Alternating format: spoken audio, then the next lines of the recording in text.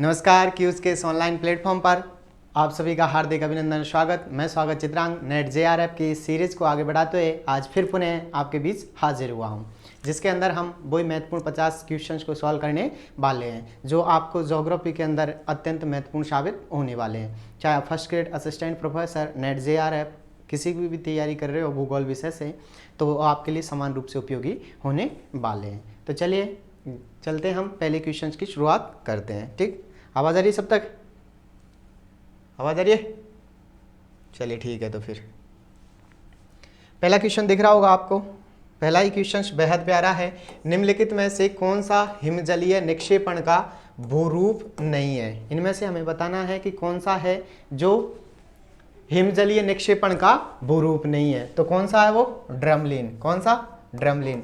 जो ड्रमनील है वो आपका हिमजलीय निक्षेपण का भूरूप नहीं है। थोड़ा सा व्याख्या के साथ चलेंगे, क्योंकि हम जब बात करते हैं हॉर्न हिमजलीय निक्षेपण का भूरूप नहीं है, हॉर्न हिमजलीय अपरदनात्मक प्रक्रिया का भूरूप है।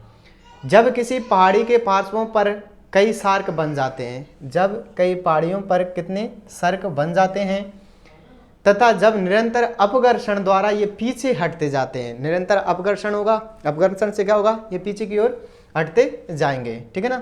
तो उनके मिल जाने पर एक पिरामिड के आकार की चोटी का निर्माण होता है। यहाँ से आपको दिख रही होगी, इस चोटी का क्या होगा? निर्माण होता है, ठीक है ना। और इस तरह नुकीली चोटी की श्रृंखला को जो हम कहते हैं हॉर्न या ग्रीशृंग कहते हैं। और स्विट्जरलैंड के आल्प्स पर्वत पर स्थित मैटरहॉर्न इसका प्रमुख उदाहरण था। सही उत्तर विकल्प बी माना गया था, जबकि सही उत्तर डी है जो हिमानी अपरदन की स्थलाकृति है। किसकी देखने को मिलती है? हिमानी स्थलाकृति की। चलिए क्वेश्चन नंबर 2। अत्यंत नूतन हिमयुग के हिमनदीय कालों के निम्नलिखित व्यवस्थाओं में से किसका सही कालानुक्रम है वो हमको बताना है, ठीक है ना। तो सबसे पहले हम बात करें गुंज, मिडेल, रिश, बुर्म। कौन कौन से? गुंज, मिडेल, रिश, बुर्म, ठीक है। वापस से याद करेंगे, गुंज, मिडेल, रिश, बुर्म, ठीक है ना। और इनका ये क्या है? अत्यंत नूतन हिमनद के जो हिमयुग हैं उन कालों का क्रम है। पहला कौन सा था? गुंज, मिडेल, रिश, बुर्म, ठीक है। अब इसी श्रृंखला में तीसरा क्वेश्चन है हमारे बीच में, बेहद ही शानदार। क्या है? भू अवनति को चारों ओर से घेरने वाले दृढ़ भूखंड को कोबर द्वारा क्या नाम दिया गया? कोबर ने जो भू अवनति थी, जिसको चारों ओर से घेरने वाला जो भूखंड था, उसे क्या नाम दिया था? तो कोबर ने नाम दिया था कैट्रोजेन। क्या नाम दिया था? कैट्रोजेन। प्रसिद्ध जर्मन विद्वान कोबर ने बलित पर्वतों की उत्पत्ति की व्याख्या के लिए भूसन्नति सिद्धांत का प्रतिपादन किया। किसका? भूसन्नति सिद्धांत का। किसने किया था? कोबर ने, ठीक। वास्तव में उनका ये प्रमुख उद्देश्य प्राचीन दृढ़ भूखंडों तथा भूसन्नतियों में संबंध स्थापित करना था। वास्तव में उनका क्या था? उद्देश्य था कि जो प्राचीन दृढ़ भूखंड हैं और भूसन्नतियां हैं उनके बीच में क्या करना? संबंध स्थापित करना।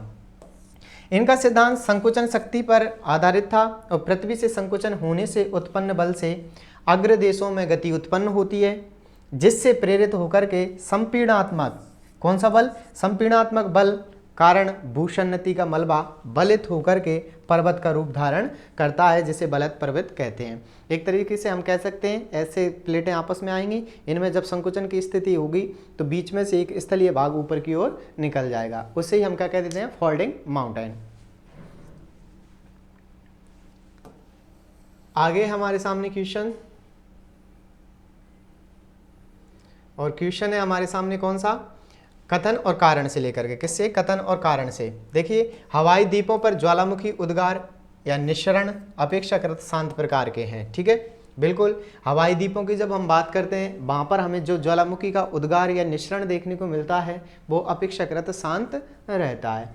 कारण? क्योंकि कम सांद्र या शयान लावा का उद्गार शांत होता है। बिल्कुल, वहाँ पर क्या होता है? कम सांद्रता होती है और उसी के कारण क्या होता है? आपके लावा का उद्गार शांत देखने को मिलता है, ठीक।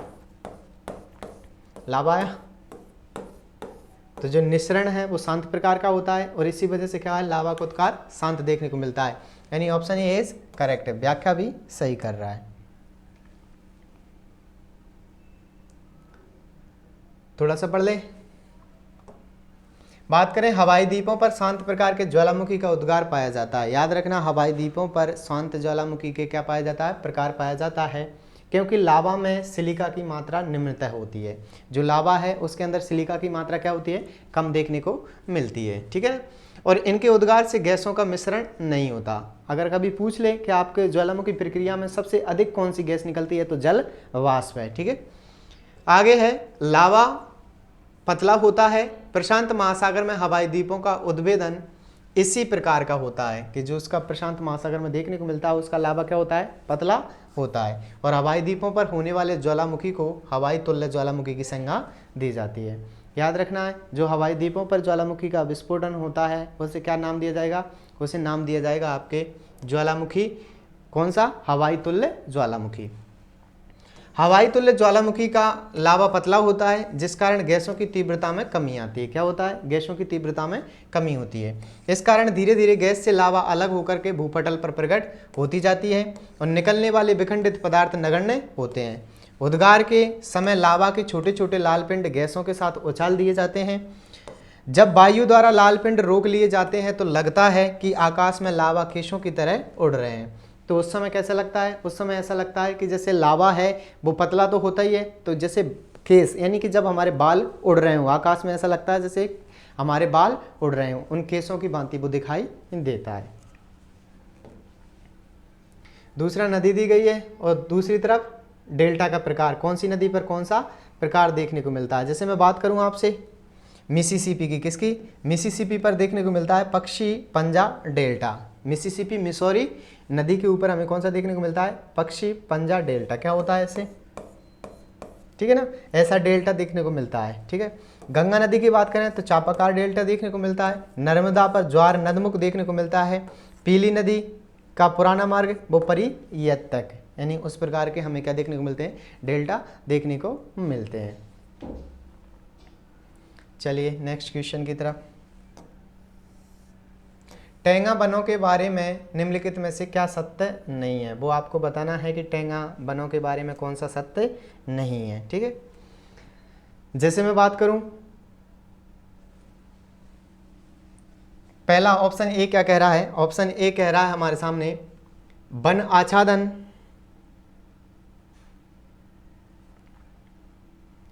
क्या, वन आच्छादन पर शंकु वृक्षों की प्रमुखता होती है। जब वन आच्छादन देखने को मिलता है तो उस पर शंकु वृक्षों की अधिकता होती है। तो बिल्कुल ये तो सत्य है। वन तल काफ़ी साफ होते हैं, जो उनका तल है वो साफ देखने को मिलता है, बिल्कुल, क्योंकि ये ऊंचाई पर देखने को मिलते हैं। वृक्षों की वृद्धि बहुत तेज़ होती है, ये गलत है, वृक्षों की वृद्धि बहुत तेज़ नहीं होती। वृक्षों की व्यास बहुधा 2 सेंटीमीटर और 60 सेंटीमीटर के बीच रहता है, बिल्कुल। तो 1 2 3, 1 2 और 4 सही है, तीसरा गलत है, क्योंकि टेंगावन का उत्तरी गोलार्ध में 50 उत्तरी अक्षांश के मध्य विस्तार होता है और इसका विस्तार उत्तरी अमेरिका महाद्वीप में अलास्का से लेकर के लेब्राडोर याद रखना आपके, कहाँ से कहाँ तक, तो अलास्का क्षेत्र से लेब्राडोर तक, यूरेशिया में फिनलैंड से लेकर के उत्तर पूर्वी साइबेरिया तक। उधर तो आपके कहाँ से, अलास्का से लेब्राडोर तक, और दूसरा यूरेशिया में फिनलैंड से लेकर के उत्तरी पूर्वी साइबेरिया तक पाया जाता है। टेंगावन शंक्वाकार होते हैं, ये सदैव हरे भरे होते हैं। याद रखना, टेंगावन होते हैं वो शंक्वाकार होते हैं और ये सदैव हरे भरे होते हैं। इनकी लकड़ी मुलायम होती है। क्या होती है इनकी लकड़ी, मुलायम होती है, ठीक है ना। वापस से याद रखना, टेंगावन उत्तरी गोलार्ध में 50 डिग्री उत्तरी अक्षांश के उत्तर में स्थित होते हैं। इनका विस्तार उत्तरी अमेरिका में अलास्का से लेकर ग्रीनलैंड तक देखने को मिलता है। और वहीं बात करें हम यूरेशिया की, तो यूरेशिया में फिनलैंड से लेकर के साइबेरिया तक पाया जाता है। इनकी लकड़ी मुलायम देखने को मिलती है और ये कैसे होते हैं, शंक्वाकार में। आगे है क्वेश्चन नंबर 7, और 7 क्या कह रहा है, सतही महासागरीय धाराएं अपनी ऊर्जा कहाँ से प्राप्त करती हैं। जो सतही महासागरीय धाराएं हैं वो अपनी ऊर्जा कहाँ से प्राप्त करती हैं, ठीक, तो बिल्कुल कहाँ से, पवन से। सतही महासागरीय धाराएं अपनी ऊर्जा प्रदान करने किससे प्रदान करती हैं, तो वो पवन के द्वारा या वायु के द्वारा प्रदान करती हैं। देखें थोड़ा सा इसको, आखिर ये करती कैसे हैं प्राप्त। सबसे पहले महासागरों में एक निश्चित दिशा में जल की बड़ी मात्रा में प्रवाहित होने की गतिशील स्वरूप को धाराएं कहते हैं। महासागर के अंदर एक ही धारा में अगर जल जाता है तो उसे ही हम क्या कह देते हैं, उसे ही हम कह देते हैं गतिशील होने की स्वरूप को धाराएं नाम दे देते हैं। क्या दे देते हैं? धाराएं नाम। और जब धारा के अंतर्गत जल का विस्थापन होता है और महासागरीय जल सतह के प्रवाह का प्रभावी कारण प्रवाही पवनें हैं। और जब महासागरीय जल का प्रवाह होता है यानी कि आगे की ओर बढ़ता है तो उसका कारण क्या है? पवनें। जैसे ही पवनें आएंगे, विंड्स आएंगे, पानी को आगे की ओर लेकर के जाती हैं। आगे वायुमंडल समुद्र जल स्तर पर गुरुत्वाकर्षण बल। वायुमंडल समुद्र जल सतह पर कौन सा? गुरुत्वाकर्षण बल के कारण एक निश्चित दाब एवं भार उत्पन्न करता है। एक निश्चित दाब और भार उत्पन्न करता है। जब वायु गतिशील होती है यानी क्षैतिज होती है तब अपनी इसी स्थिति के कारण महासागरीय जल सतह पर घर्षण बल उत्पन्न करता है और पवन द्वारा इसी प्रक्रिया में सतह के ऊपरी जल को गतिज ऊर्जा प्राप्त होती है। तो इसी में घर्षण उत्पन्न करेगा क्योंकि इस पर गुरुत्वाकर्षण के कारण इस पर दाब और भार लग रहा है।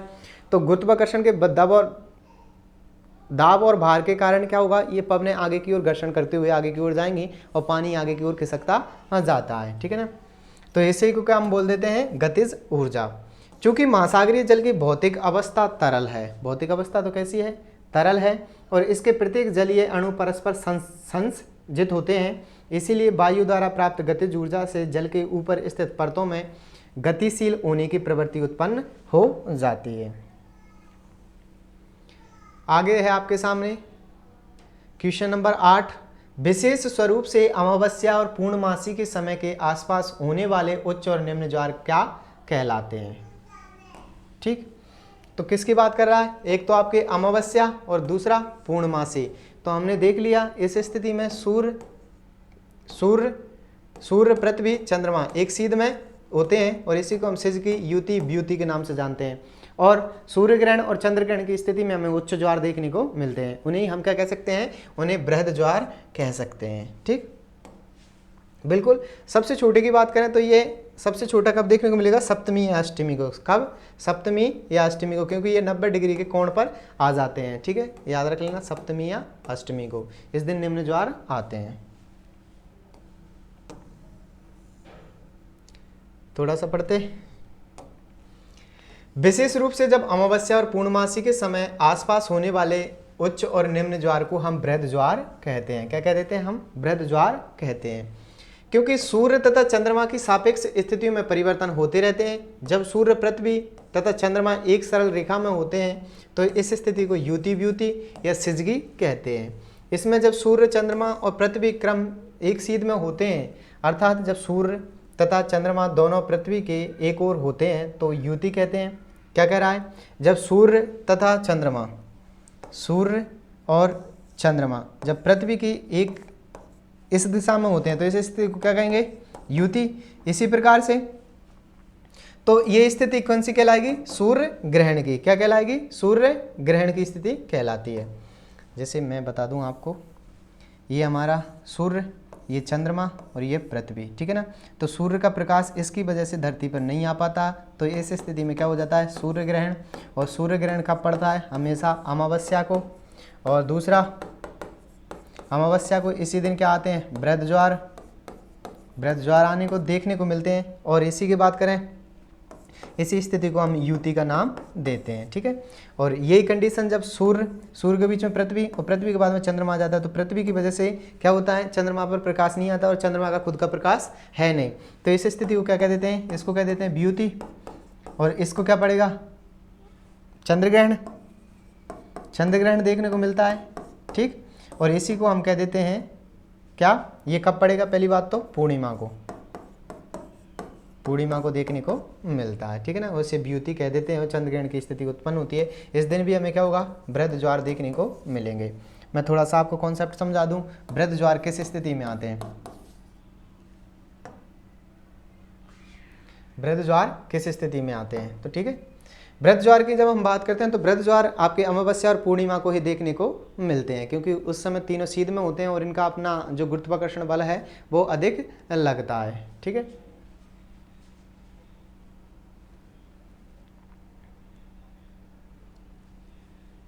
हम बात कर रहे थे किस स्थिति में अधिक ऊंचे देखने को मिलते हैं। तो आपके पूर्णिमा, सीधा लिख लो आप तो पूर्णिमा, ठीक। दूसरा चंद्र ग्रहण, युति, ब्यूति, ब्यूति, ठीक है ना। इस दिन तो हमें क्या देखने को मिलेंगे, उच्च ज्वार। वहीं हम बात करें आपके अमावस्या को, अमावस्या को भी, अमावस्या को भी क्या देखने को मिलेंगे हमें, उस दिन भी उच्च ज्वार देखने को मिलेंगे। तो इस सिचुएशंस के अंदर हमें उच्च ज्वार देखने को मिलते हैं। हमने निम्न ज्वार की बात कर ही ली। चले नेक्स्ट क्वेश्चन की ओर। हाँ बिल्कुल, हमें निम्न ज्वार सप्तमी अष्टमी को बात कर ली। और इसका अच्छा परसेंटेज तो इसका है 5:11 का। ये अपने आप को क्या लगाते हैं, बल लगाते हैं, ठीक है। और हम आगे बात करें आखिर किसकी, कि ये बल तो लगाते हैं लेकिन एक ज्वार से दूसरे ज्वार के मध्य की जो अंतराल है वो कितना है, तो 12 घंटे 26 मिनट का अंतराल पाया जाता है, ठीक है। और तीसरा बात, एक तरफ तो समुद्र का जो सूर्य और चंद्रमा का बल लगता है, इसे तो बोल दिया गुरुत्वाकर्षण बल। तो अब जब ये अपनी ओर खींचेगा तो इधर से पानी क्या खाली हो जाएगा, ऐसा नहीं होता। इधर से पृथ्वी क्या लगाती है, इधर से तो चंद्रमा और सूर्य का गुरुत्वाकर्षण बल काम कर रहा है, इधर से पानी को अपने सुव्यवस्थित तरीके से वापस रखने के लिए अब केंद्रीय बल का प्रयोग किया जाता है, ठीक। चलिए नेक्स्ट क्वेश्चन की ओर। और नेक्स्ट क्वेश्चन क्या कह रहा है, ठीक। नेक्स्ट क्वेश्चन है हमारा क्वेश्चन नंबर 9। और क्वेश्चन नंबर 9 है कथन और कारण से लेकर के। तो कथन में क्या कह रहा है, हम बात करें उत्तरी ध्रुवीय पारिस्थितिकीय व्यवस्था में यदि लाइकेन या काई उत्पादन या तो क्षीण हो जाते हैं या नष्ट हो जाते हैं तो पूरी व्यवस्था ध्वस्त हो जाती है। क्या होता है, पूरी व्यवस्था ध्वस्त हो जाती है, ठीक है। आगे, क्योंकि सर्वभक्षी और मांसभक्षी प्रत्यक्ष और अप्रत्यक्ष रूप से लाइकेन पर निर्भर करते हैं, ठीक है। कारण, क्योंकि उत्तरी ध्रुव परिस्थिति की व्यवस्था की बहुत जटिल पोषण संरचना है। तो बिल्कुल हमारा पहले की जब हम बात करते हैं तो उत्तरी ध्रुवीय क्षेत्र में पारिस्थितिकी व्यवस्था में यदि लाइकेन को हम काई उत्पादन या तो तीक्ष्ण हो जाते हैं या नष्ट हो जाते हैं, या तो वो तीव्र हो जाएंगे या बिल्कुल ही नष्ट हो जाएंगे, तो पूरी व्यवस्था क्या हो जाती है, ध्वस्त हो जाती है। क्योंकि सर्वभक्षी हैं वो और मांसाहारी प्रत्यक्ष और अप्रत्यक्ष रूप से किस पर निर्भर करते हैं, लाइकेन पर निर्भर करते हैं। तो इस प्रकार से कह सकते हैं हम ऑप्शन यानी कथन आपका सही है लेकिन आर गलत है।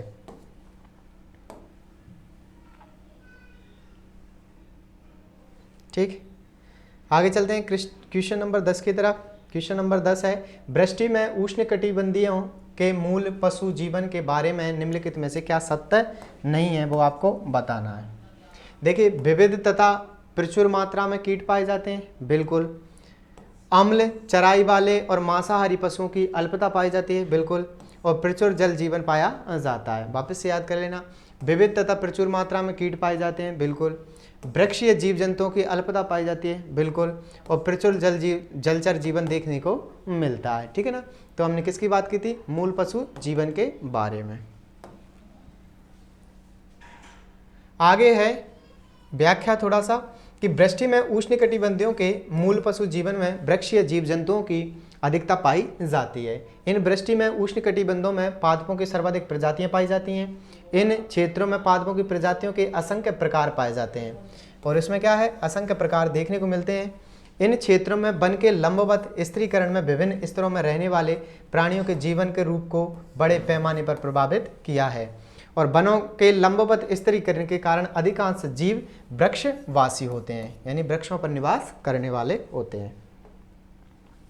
क्वेश्चन नंबर 11, कौन सी वायुमंडलीय गैस सूर्य प्रकाश यानी धूप में अधिकतम परावैंगनिक किरणें फिल्टर करती है या छानने का काम करती है? तो कौन सी करती है, ओजोन परत। और हमने सुना है ओजोन डिफ्लेशन हो रहा है, अंटार्कटिका महाद्वीप पर देखा गया था। और इसका कारण जो मानी जाती है, सबसे अधिक शीतलक पदार्थों की गैसें आपके मानी जाती हैं, ठीक है ना। और जब परावैंगनिक किरणें सीधे अगर पृथ्वी पर आने लग जाएंगी तो अल्ट्रावायलेट रेज मनुष्य को त्वचा संबंधी कैंसर रोग उत्पन्न होने लग जाएंगे, ठीक है। चलिए नेक्स्ट क्वेश्चन की ओर। बिल्कुल बिल्कुल। नेक्स्ट क्वेश्चन है हमारे सामने, निम्नलिखित में से कौन सी उत्तरी गोलार्ध पृथ्वी चक्रवात में धरातलीय वायु संचरण का अच्छा वर्णन करता है? उत्तरी गोलार्ध में पृथ्वी चक्रवात धरातलीय वायु संचरण का अच्छा वर्णन करता है, तो कौन सा करता है? अपसारी दक्षिणावर्त। पृथ्वी चक्रवात में क्या होता है? धरातलीय अपसारी दक्षिणावर्त वायु संचरण का अच्छा वर्णन मिलता है, क्योंकि उत्तरी गोलार्ध में पृथ्वी चक्रवात की दिशा में घड़ियों की सुइयों के अनुकूल तथा दक्षिणी गोलार्ध में क्या होगा? प्रतिकूल देखने को मिलता है, यानी इसकी दिशा। क्वेश्चन नंबर 13 है, किस प्रकार के वाताग्र की अति प्रवण ढाल होती है? किस प्रकार के वाताग्र की अति प्रवण ढाल होती है? तो किसकी होती है? शीत वाताग्र। किसकी? शीत वाताग्र की। क्योंकि जब हम तापमान, गति, दिशा, आर्द्रता, घनत्व आदि के संदर्भ में दो विपरीत गुणों वाली वायु राशियों के बीच ढलुआ सतह को सामान्य तौर पर वाताग्र कहते हैं। बिल्कुल, जब दो विभिन्न समान वायु दाब वाली राशियां आपस में मिलेंगी और जो क्षेत्र का निर्माण करेंगे उसे हम वाताग्र के नाम से जानते हैं। जैसे इधर से ठंडी, इधर से गर्म, बीच का जो क्षेत्र बनाया उष्ण बन गया, तो उसे हम क्या नाम दे सकते हैं? तो वाताग्र नाम दे सकते हैं। शीतल वाताग्र, जब ठंडी तथा भारी वायु आक्रामक होती है, वायु भारी आक्रामक होती है तथा गर्म तथा हल्की वायु को ऊपर उठा देती है, छोटी मोटी वायु होगी तो उसको ऊपर की ओर धकेल देगी, तो शीतल वाताग्र का निर्माण होता है। इसका ढाल होता है 1:25 से 1:100।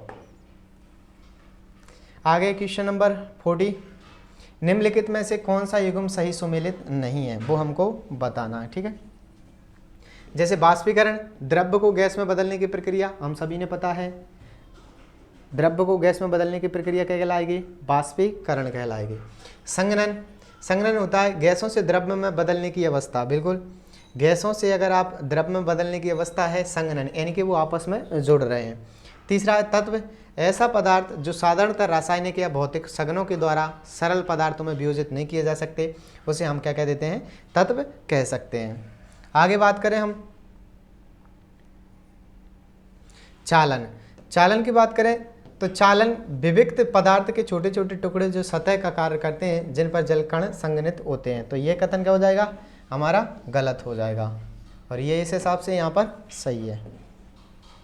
क्योंकि जब हम चालन की बात करते हैं तो चालन किसी भी वस्तु में पदार्थों के अणुओं के ऊष्मा के स्थानांतरण एवं गमन को चालन कहते हैं। क्या कहते हैं? किसी भी पदार्थ में अगर अणु जा रहे हैं, ऊष्मा का स्थानांतरण हो रहा है या गमन हो रहा है, तो इसी को हम क्या कहेंगे? चालन कहेंगे।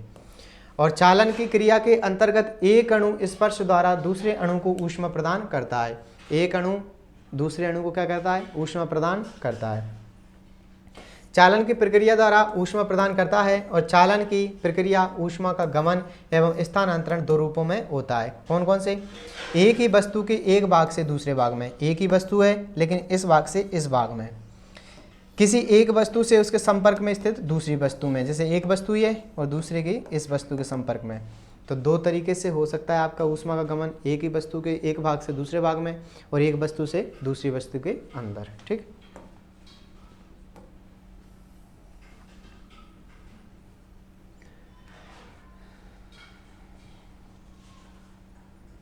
आगे क्वेश्चन नंबर आपका क्वेश्चन नंबर 15 है, निम्नलिखित में से किसने विश्व के जलवायु वर्गीकरण के आधार के रूप में वर्षण प्रभाविता और तापीय क्षमता का उपयोग किया है? तो किसने किया है? हम सभी ने पढ़ा है, विश्व के जलवायु के वर्गीकरण के लिए जो आधार रखे हैं वर्षा को और तापीय क्षमता को, तो किसका ने किया था? थानथवेट ने। पढ़ा थोड़ा सा। और ये अमेरिकी जलवायु विज्ञान C.W. थानथवेट ने अपना प्रथम वर्गीकरण 1931 में प्रस्तुत किया। तत्पश्चात उसमें कुछ नया परिमार्जन करके 1933 में उसे प्रस्तुत किया। पुनः 1948 में वर्गीकरण कर संशोधित रूप में प्रस्तुत किया। कॉपेन की ही भांति थानथवेट ने भी ये स्वीकार किया कि वनस्पति जलवायु की सूचक होती है।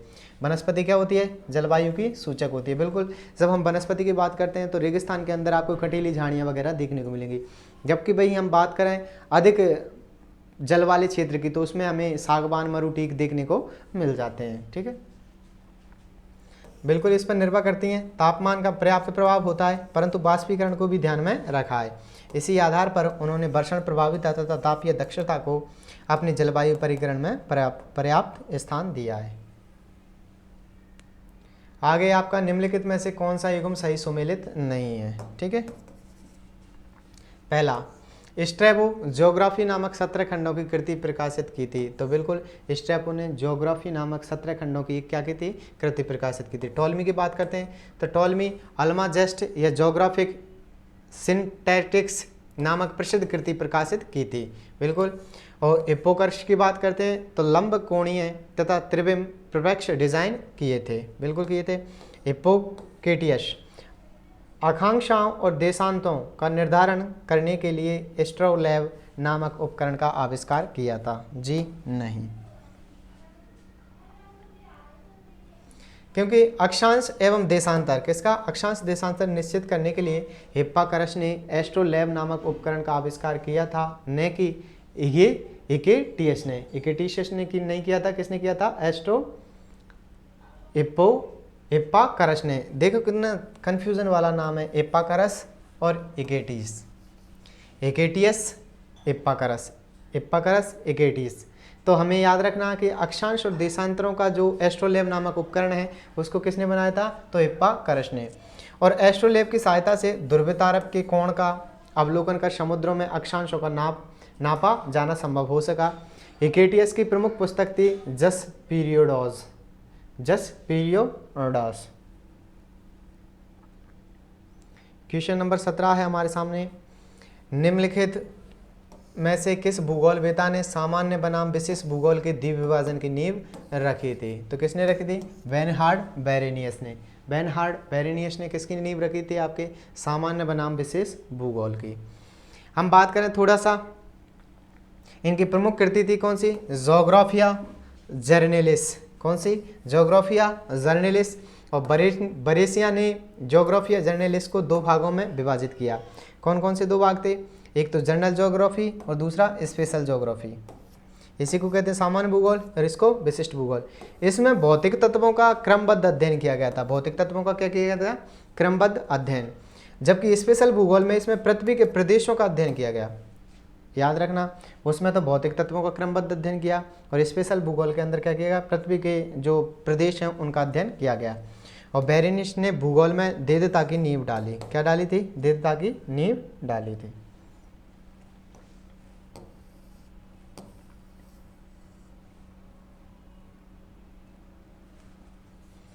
टेलियोलॉजी उद्देश्यवाद की अवधारणा किसने प्रतिपादित की थी? हमें बताना है टेलियोलॉजी जो उद्देश्यवाद है उसकी अवधारणा किसने प्रतिपादित की थी। ठीक, तो बिल्कुल किसने? कॉल रिटर ने। किसने की थी? कॉल रिटर ने। कॉल रिटर को आधुनिक भौगोलिक विचारों का संस्थापक माना जाता है। क्या माना जाता है? कॉल रिटर को आधुनिक विचारों का संस्थापक माना जाता है। और रिटर ने व्यवस्थित एक समान सृष्टि की कल्पना की थी। इस प्रकार उनकी पद्धति उद्देश्यवादी थी। कौन सी थी? उद्देश्यवादी थी। रिटर की पुस्तक थी, हमने इसके बारे में कई बार चर्चा की है, अर्धकुंडे। और अर्धकुंडे में उन्होंने यूरोप में सभ्यता के उत्तर पश्चिम की ओर संचलन के सिद्धांत को प्रस्तुत किया है। अर्धकुंडे का प्रकाशन 1817 से 59 तक 19 खंडों में हुआ था। और अलेक्जेंडर वॉन हम्बोल्ट को आधुनिक भूगोल का संस्थापक माना जाता है। आधुनिक भूगोल का संस्थापक पूछे तो अलेक्जेंडर वॉन हम्बोल्ट है। ठीक है ना। उनकी महत्वपूर्ण कृति थी वो कौन सी थी? कॉस्मोस 1845 ईस्वी में, जिसमें उन्होंने जो अपनी यात्राएं थी उनका वर्णन देखने को मिलता है। आगे है क्वेश्चन नंबर 19, निम्नलिखित भूगोलवेताओं में से किसने जलवायु निश्चयवाद पर विशेष रूप से बल दिया है? तो किसने दिया था? एजवर्थ अटिंगटन ने। ठीक है ना, क्योंकि अटिंगटन ने 29 पुस्तक लिखी जिनमें से प्रमुख इस प्रकार हैं। याद रखना 29 पुस्तकें लिखी थी अटिंगटन ने, लेकिन महत्वपूर्ण याद रखनी है कौन कौन सी? The pulse of Asia, Palestine and its transformation, सभ्यता और जलवायु, मानव भूगोल के सिद्धांत, जलवायु परिवर्तन और उसकी प्रकृति का कारण, कैरेक्टर ऑफ रेसेज, आर्थिक और सामाजिक भूगोल, मनी स्प्रिंग्स ऑफ सिविलाइजेशन। ठीक है ना, सबकी सब किसकी थी? तो सभी की सभी हटिंगटन की थी। क्वेश्चन नंबर 20, क्षेत्रीय विभेदन, क्षेत्रीय विभेदन की अवस्था को निम्नलिखित भी कहा जाता है। तो क्या कहा जाता है इसको? क्षेत्रीय अध्ययन, क्षेत्रीय अध्ययन भी कहा जाता है। क्योंकि हार्टसॉन ने भूगोल को परिभाषित करते समय बताया कि भूगोल पृथ्वी पर क्षेत्रीय भिन्नता का अध्ययन करता है। क्या करता है? क्षेत्रीय भिन्नता का अध्ययन करता है। यह भिन्नता ऐसे तत्वों जैसे जलवायु है, उच्चावच है, मिट्टी है, वनस्पति है, जनसंख्या है, भूमि उपयोग है, उद्योग धंधे हैं, राज्यों तथा कई तत्वों के समृद्ध रूपों के गुणों, क्रम, अंतर संबंधों द्वारा व्यक्त होती है। कौन सी? क्षेत्रीय विभिन्नता। ठीक है, चलिए नेक्स्ट चलते हैं।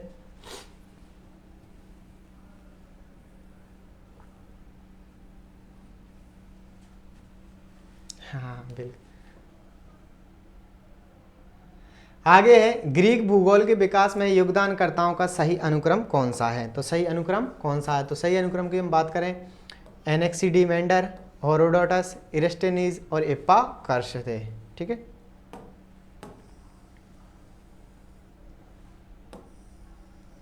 आगे बात करें, सूची एक में दिया गया है विद्वान और दूसरी में विशेषज्ञता का क्षेत्र दिया गया है। कौन सा विद्वान ने कौन से विशेषज्ञता के क्षेत्र से संबंधित है? जैसे ब्रायन बेरी की बात करें, नगरीय भूगोल। कॉल सावर की बात करते हैं, सामाजिक भूगोल। डेरी डॉटरीन मासी की बात करते हैं, आमूल परिवर्तनवादी भूगोल।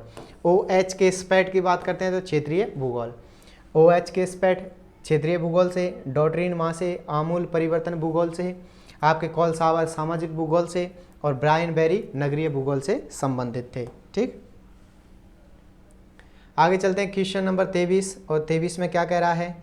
निम्नलिखित में से कौन सा सही सुमेलित नहीं है? एक तरफ प्रस्तावक और दूसरा नगरीय संरचना से संबंधित सिद्धांत। जैसे बात करूं, हेमर हॉयट क्षेत्र सिद्धांत से संबंधित थे, बिल्कुल। क्रिस्टालर आपके केंद्र स्थल सिद्धांत से संबंधित थे।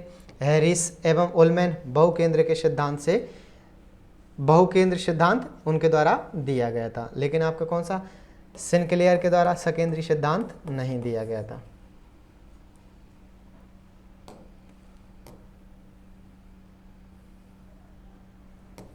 क्योंकि सकेंद्रीय सिद्धांत की जब हम बात करते हैं तो किसकी बात करते हैं? बर्गेस की बात करते हैं। चलिए नेक्स्ट क्वेश्चन है 24। क्रोड उपांत मॉडल में क्रोड क्षेत्र का प्रभुत्व रहता है जबकि उपांत निर्भर रहता है। बिल्कुल, जब हम बात करते हैं क्रोड उपांत मॉडल में क्रोड क्षेत्र का क्या रहता है? प्रभुत्व देखने को मिलता है, बिल्कुल मिलता है। ठीक, उसी प्रकार से कारण ये निर्भरता क्रोड और उपांत के बीच मुख्यतः उत्पादन तथा विनिमय के संबंधों के जरिए संरचित होती है। ठीक है ना, तो ये और आर दोनों सही है। ठीक है, और क्या है? सही व्याख्या भी कर रहा है। आगे क्वेश्चन, नगरीकरण की त्वरणता अवस्था में नगरीय जनसंख्या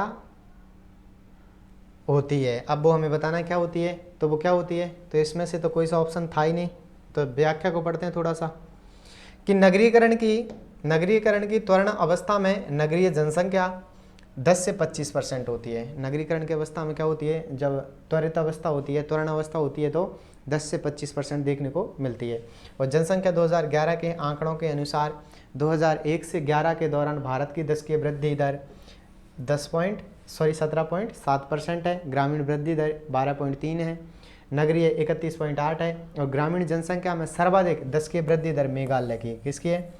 ग्रामीण जनसंख्या में सर्वाधिक दशकीय वृद्धि दर अगर देखने को मिली है तो किसमें? मेघालय में मिली है। और नगरीय जनसंख्या में सर्वाधिक वृद्धि दर दमन एवं दीव की है।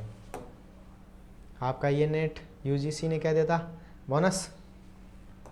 आगे, विकासशील देशों में आप्रवास के कारण कुछ भागों में जनसंख्या का दबाव बढ़ जाता है। क्या होता है? विकासशील देशों में आप्रवास के कारण कुछ भागों में जनसंख्या का दबाव बढ़ जाता है। ऐसे भागों की विशेषताएं होती हैं, तो ऐसे भागों की विशेषताएं क्या होती हैं कि रोजगार के अधिक अवसर, तभी जाएंगे लोग बाग सर्वाधिक उसी क्षेत्र में रहना पसंद करते हैं जहाँ पर उन्हें क्या हो? रोजगार की प्राप्ति हो सके। और आपके ग्रामों से नगरों की ओर जाने का सबसे महत्वपूर्ण कारक भी किसे माना जाता है? तो इसी को माना जाता है। ठीक, सही उत्तर का चयन करना है। चलिए करते हैं सही उत्तर का चयन। कैसे? कि लेटिफांडिया यूरोप से संबंधित, रेंचेज एंग्लो अमेरिका और फेंजेडारन लैटिन अमेरिका, प्लांटेशंस एशिया से संबंधित थे। क्वेश्चन नंबर 28 है हमारे सामने, जलवायु के प्रमुख प्रभाव के कारण किस विशेषीकृत मृदा को निम्नलिखित रूप में भी जाना जाता है? तो क्या कह देते हैं हम उसे?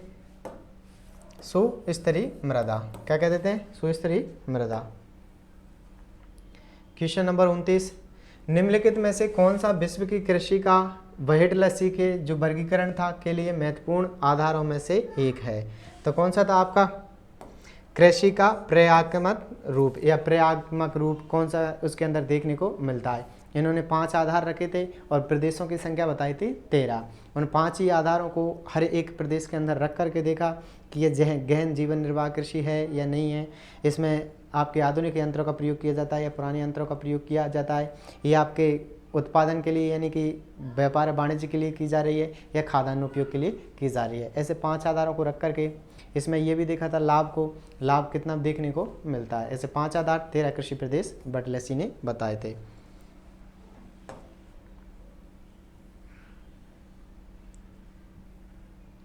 ठीक है, जैसे फसल तथा पशुओं का संयोजन, उसमें फसल का अधिक महत्व है या पशुओं का? ठीक है।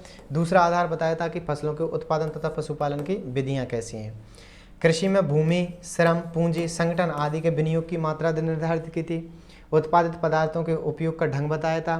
कृषि कार्यों के लिए यंत्रों, उपकरणों तथा आवागमन के साधनों का प्रयोग किया था। और 1936 में DS बटलसी महोदय ने विश्व के कृषि प्रदेशों का सीमांकन किया। इन्होंने 13 कृषि प्रदेशों में विभाजित किया था। क्वेश्चन नंबर 30 है हमारे सामने, निम्नलिखित में से किसने सबसे पहले कृषि उत्पादकता के कोटि क्रमिक गुणांक विधि का उपयोग किया है? वो हमको बताना है। तो किसने किया है? MG केंडाल ने। ठीक, तो सबसे पहले कृषि उत्पादकता के कोटि क्रमिक गुणांक विधि का प्रयोग किसने किया था? MG केंडाल ने। कोटि क्रमिक गुणांक विधि प्रति हेक्टेयर कृषि उपज के आंकड़ों पर आधारित होता है। इस विधि को MG केंडाल ने 1939 में विकसित किया था। और केंडाल ने इंग्लैंड की 48 काउंटियों 10 महत्वपूर्ण फसलों के 4 वर्षों के आंकड़ों का प्रयोग करके कोटि गुणांक का मापन किया था। आगे है, गिब्स मार्टिन सूचकांक का उपयोग निम्नलिखित के मापन के लिए किया जाता है। तो किसके मापन के लिए किया जाता है? तो आपके फसल विविधीकरण के मापन के लिए गिब्स मार्टिन का जो सूचकांक है उसका प्रयोग किया जाता है। आगे क्वेश्चन नंबर 32, मंगोलियाड प्रजातियों में अधिकांश प्रमुख रक्त समूह होता है। जो मंगोलियाड प्रजाति है उसमें सबसे अधिक रक्त समूह कौन सा देखने को मिलता है? बी। चलो मंगोलियाड पढ़ लो आप। मंगोलियाड प्रजातियों में अधिकांश बी रक्त समूह पाया जाता है। और मंगोलियाड प्रजाति को एशियाई अमेरिका प्रजाति के नाम से भी जाना जाता है। एशियाई अमेरिका प्रजाति के नाम से भी जाना जाता है। हम बात करें गिरफ्ट टेलर की, तो उनके अनुसार ये सबसे नवीन तथा बाद की अल्फाइन प्रजाति है। अगर गिरफ्ट टेलर के अनुसार पूछा जाता है तो सबके बाद की और अल्फाइन प्रजाति कौन सी है, तो वो देखने को मिलती है हमें कौन सी? मंगोलियाड। जो इतिहास के आरंभिक काल में एशिया के विशाल केंद्रीय भाग में रहती है। ठीक है, क्या रहती है? केंद्रीय भाग में रहती है। बाद में ये पश्चिम में तुर्किस्तान और पूर्व में महाद्वीपीय तटों तक फैल गई है। मंगोलियाड प्रजाति के अंतर्गत संपूर्ण मानव जाति का 1/3 से अधिक यानी लगभग 51% भाग सम्मिलित है, जिनमें से लगभग आधे लोग चीन में हैं। और मंगोलियाड प्रजाति के प्रतिनिधि अधिकांश एशिया के उत्तरी मध्य पूर्वी क्षेत्रों में पाए जाते हैं। दोनों अमेरिकाओं तथा ऑस्ट्रेलिया में भी हैं। इसके अल्प प्रतिनिधि मिलते हैं। इनकी त्वचा का रंग थोड़ा सा पीले रंग का होता है। कैसा होता है? पीले रंग का होता है। समाज, अगला क्वेश्चन है, समाज सूचक आंदोलन संयुक्त राज्य अमेरिका USA में 1960 के दशक में तेजी से बढ़ा था। ठीक, आगे है, अमेरिका समाज में विविध सामाजिक समस्याओं के पैदा होने से बढ़ा था। बताइए फटाफट, कथन और कारण से क्वेश्चन है। क्वेश्चन नंबर 33,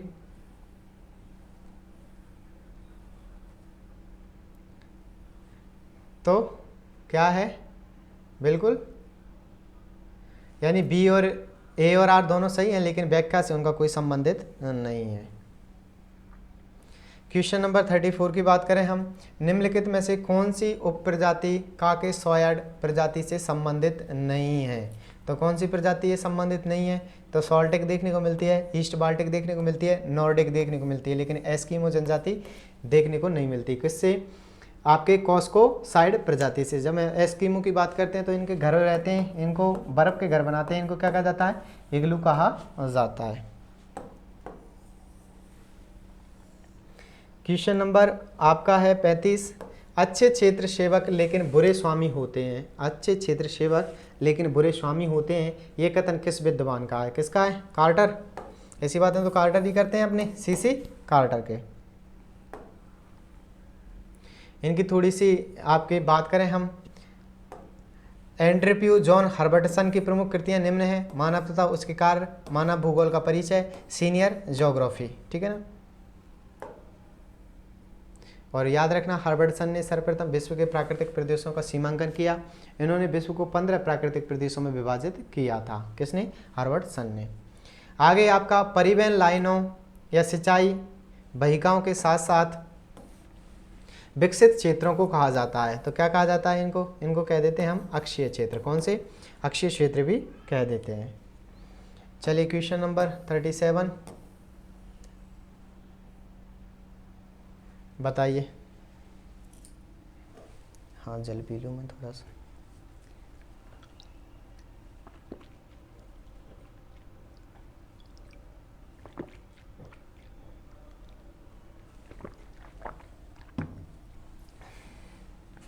तो निम्नलिखित में से कौन सा कथन सही नहीं है वो हमको बताना है। ठीक है ना।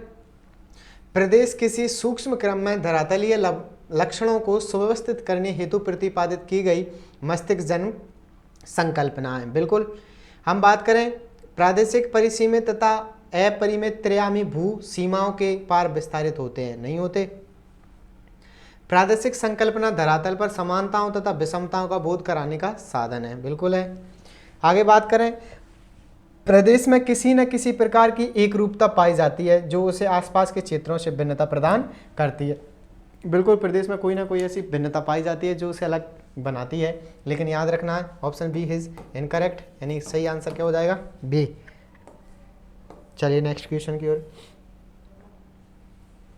क्वेश्चन नंबर 38 है हमारे सामने।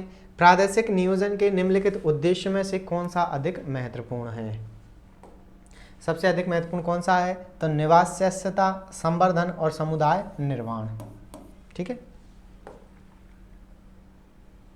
प्रादेशिक नियोजन में निवास्यता, संवर्धन और समुदाय निर्माण अधिक महत्वपूर्ण है।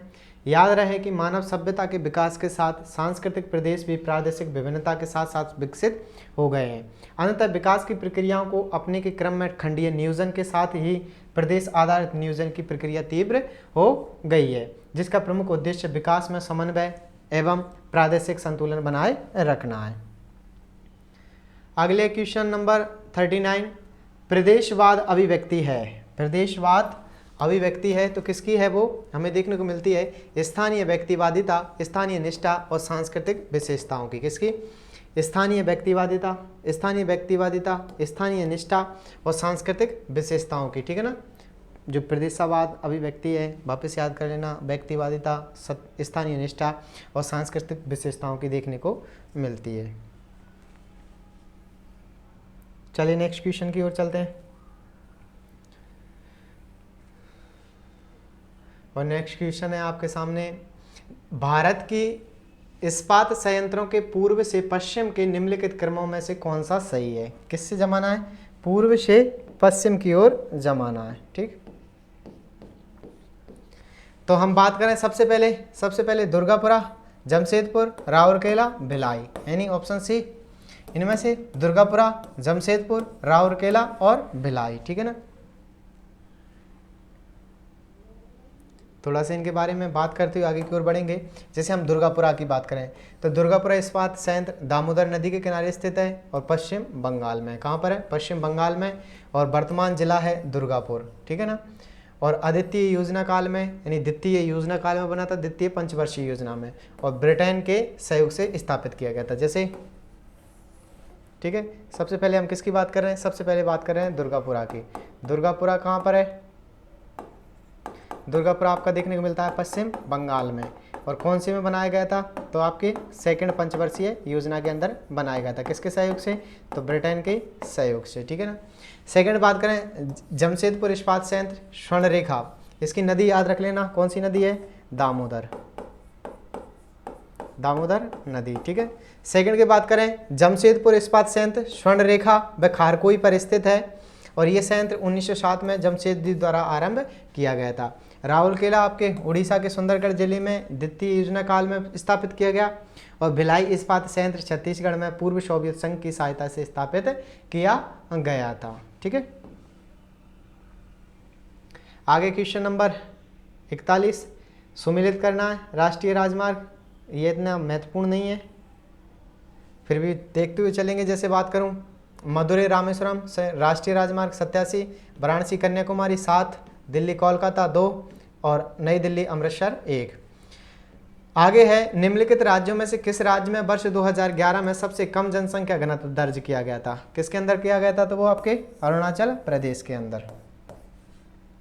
और अरुणाचल प्रदेश में कितना देखा था हमने? 86। कितना देखा था? 86।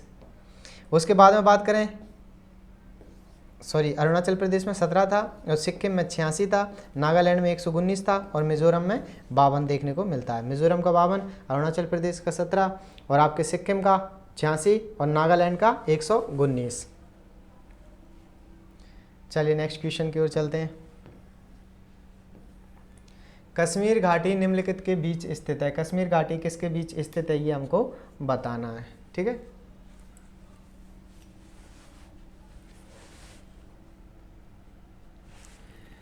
तो जब हम घाटियों की बात करते हैं, सबसे पहले हमें काराकोरम श्रेणी देखने को मिलती है, फिर लद्दाख, फिर जास्कर श्रेणी हमें देखने को मिलती है और फिर लास्ट में शिवालिक। तो बिल्कुल किस किस के मध्य स्थित है? कश्मीर घाटी की बात करते हैं तो पीर पंजाल और जास्कर श्रेणियों के मध्य स्थित है, क्योंकि काराकोरम, लद्दाख, आपके फिर जास्कर, पीर पंजाल, शिवालिक, ये श्रेणी हमें देखने को मिलती हैं, ठीक है। नेक्स्ट चलते हैं क्वेश्चन नंबर 44 की तरफ। निम्नलिखित प्रवास प्रकारों में से कौन सा भारत में अधिकांश जनसंख्या स्थानांतरण में योगदान प्रदान करता है? यानी सबसे अधिक जनसंख्या के स्थानांतरण में प्रदान करता है तो कौन सा है? गांव से शहर की ओर, ठीक। क्वेश्चन नंबर 45 है, निम्नलिखित में से कौन सी जनजाति को सही अर्थों में जंगली खानाबदोशी के रूप में जाना जाता है? तो किसको माना जाता है? सेमांग को। किसको? सेमांग को, क्योंकि सेमांग को सही अर्थों में जंगली खानाबदोशी के रूप में माना जाता है। विषुवत रेखीय पेटी में दक्षिणी थाईलैंड और मलाया की पहाड़ियों में सेमांग जाति के लोग रहते हैं। दक्षिणी थाईलैंड और मलाया की पहाड़ियों में कौन से रहते हैं? सेमांग जाति के लोग रहते हैं। ये लोग नेगारिटो के समान दिखने में नाटे लगते हैं। अधिकतर सेमांग जाति के लिए खेती नहीं करते और पशु भी नहीं पालते। ये वनों से प्राप्त पदार्थों पर निर्भर रहते हैं, ठीक। आगे और बात करूं, यहाँ पर प्राकृतिक वनस्पति की अधिकता है, क्योंकि तेज गर्मी तथा उपजाऊ मिट्टी होने के कारण एक ही स्थान पर विभिन्न प्रकार के वृक्ष उग जाते हैं। इसी कारण सेमांग लोग लगातार स्थान परिवर्तन करते रहते हैं तथा एक ही स्थान पर केवल कुछ दिनों तक ठहर जाते हैं।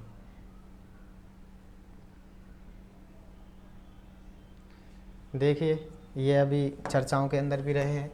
मध्य पूर्व का प्राचीन धर्म यहूदी, ठीक है ना। और मध्य इसकी बात करें, यहूदी धर्म का उद्भव ईसा से पूर्व 13वीं शताब्दी में जेरूशलम में हुआ था, जो अभी आपके विवाद का कारण बना हुआ है फिलिस्तीन और इजराइल के मध्य, ठीक है ना।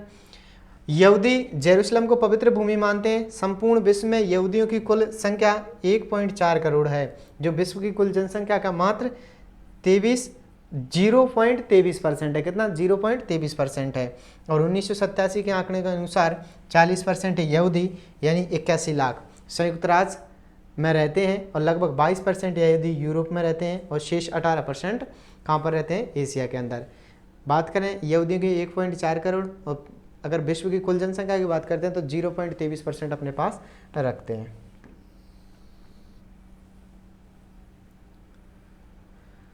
चलिए नेक्स्ट क्वेश्चन की हम बात करते हैं। नेक्स्ट क्वेश्चन है हमारे सामने, निम्नलिखित में से कौन सी विधि किसी क्षेत्र के अलग अलग आकार के ग्रामों और नगरों वाली जनसंख्या के वितरण को दर्शाने हेतु सर्वोत्तम विधि है?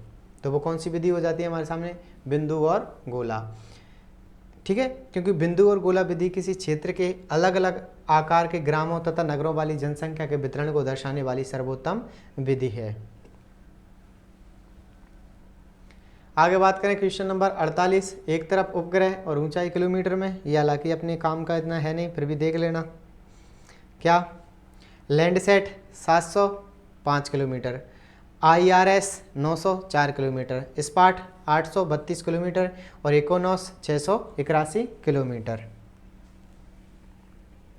आगे क्वेश्चन नंबर 49, निकटतम पड़ोसी विश्लेषण प्रस्तुत किया था, किसने प्रस्तुत किया था? क्लार्क और इवांस के द्वारा। किसके द्वारा? क्लार्क और इवांस के द्वारा। जबकि कार्ल पियर्सन ने सहसंबंध का गुणांक प्रस्तुत किया था। सहसंबंध की बात करें कार्ल पियर्सन, और निकटतम पड़ोसी विश्लेषण सिद्धांत की बात करते हैं क्लार्क और इवांस के द्वारा। और आज का अंतिम क्वेश्चन है हमारे सामने, लिस 4 सेंसर का स्थानिक पथ दर्शक है, तो वो कौन सा है? 5.8 मीटर वाला। ठीक है ना, 5.8 मीटर लिस आपके 4th सेंसर का स्थानिक पग दर्शक देखने को मिलता है। तो ये हमारे 50 क्वेश्चंस जिनको लेकर के हमने चर्चाएं की हैं। ठीक है, और ये आपके JRF के लिए बहुत ही महत्वपूर्ण साबित होने वाले हैं। तो आप सभी इसको निरंतर देखते रहें और अपनी तैयारी को एक नए आयाम, नई ऊंचाइयों तक लेकर के जाएं। आज के लिए सिर्फ इतना ही, मिलते हैं कल की क्लास में। तब तक स्वस्थ रहें, मस्त रहें और निरंतर अपनी श्रद्धा में व्यस्त रहें। जय हिंद, जय भारत।